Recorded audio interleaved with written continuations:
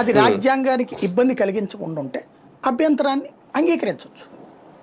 అవును. ఇప్పుడు రాష్ట్ర ప్రభుత్వాన్ని అడగాలి కదా, ఏమండి మనకి ఇట్లాగా ఏప్రిల్ నాటికి అయిపోతాయి పదవీ కాలాలు, కాబట్టి నేను జనవరి నుంచి ప్రారంభిద్దాం అనుకుంటున్నాను, మీ అభిప్రాయం ఏంటి?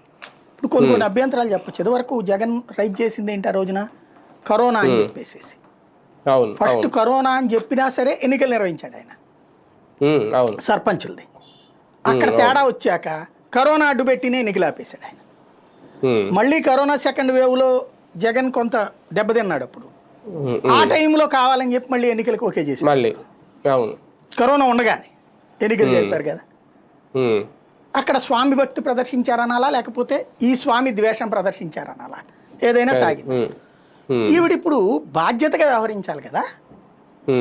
నువ్వు ఆయనని అట్లా తిట్టుకున్నారు, ఈమెతో పోల్చుకుంటే ఆయన బెటర్ అనిపిస్తుంది. కాస్త ప్రభుత్వాన్ని లెటర్ రాశాడు ఇప్పుడు ఆయన, రూల్స్ ఫాలో అయ్యాడు ఆయన. సరే చివరికి ఫైనల్గా ఆయన డెసిషనే ఫైనల్, ఎలక్షన్ కమిషనర్ కాబట్టి. కానీ ఇక్కడ చేయాల్సిన పని ఇక్కడ ఈవిడ అట్లా చేయట్లేదే.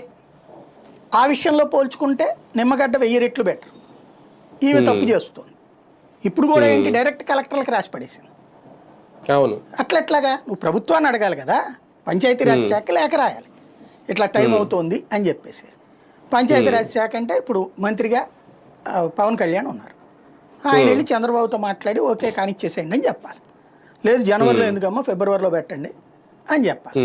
యాక్చువల్గా ఆమె పెట్టిన విధానం కరెక్ట్. ఎందుకంటే మార్చి వచ్చేటప్పటికి మనకి ఎగ్జామ్స్ గోల ఉంటుంది, టీచర్లు వాళ్ళ ఇష్యూ అంతా నడుస్తుంది. వాళ్ళని మళ్ళీ ఆ పరీక్షల టైంలో చదువులు మానిపించి ఆ స్కూళ్ళు అన్నింటిలోనే కదా ఎన్నికలు పెట్టేది, అవన్నీ పెట్టుకుని ఆ టైంలో నానా తతంగం అయిపోద్ది. అంటే టీచర్ల పని, అటు టీచర్లని వాడాలి, స్కూల్స్ని వాడాలి, అటు చెయ్యాలి ఇటు చేయాలి, అర్థం కాదు. దానికోసం